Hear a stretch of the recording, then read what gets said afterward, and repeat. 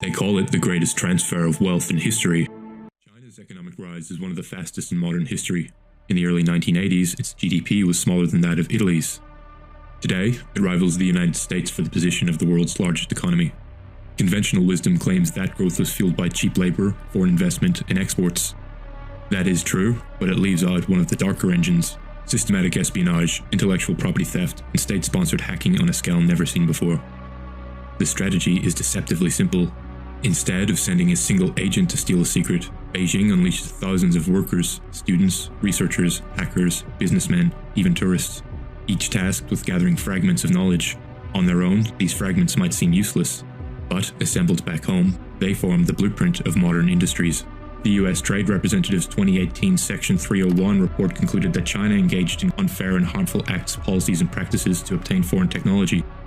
These included forced technology transfers, demanding that foreign firms hand over trade secrets as a condition for market access, cyber intrusions into corporate servers, and state-directed acquisition of cutting-edge companies. In plain English, if you wanted to do business in China, often you had to hand them the blueprints.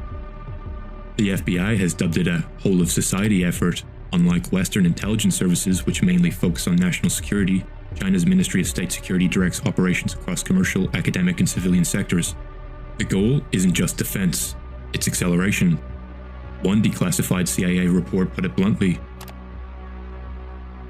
Let's look at the numbers. The Commission on the Theft of American Intellectual Property estimated in 2017 that IP theft cost the US between $225 and $600 billion annually. Cybersecurity firm Mandiant, now part of Google, reported that over half of all advanced persistent threat activity targeting the US originates from China. And, between 2011 and 2018, over 90% of US Department of Justice economic espionage cases involved Chinese actors.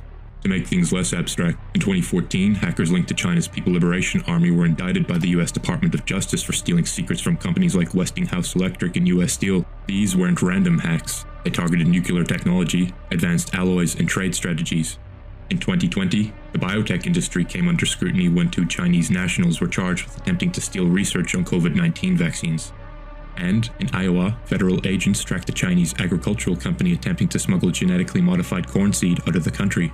The FBI went so far as to use surveillance aircraft to catch them in the act. These may sound like isolated incidents, but they are pieces of the same strategy.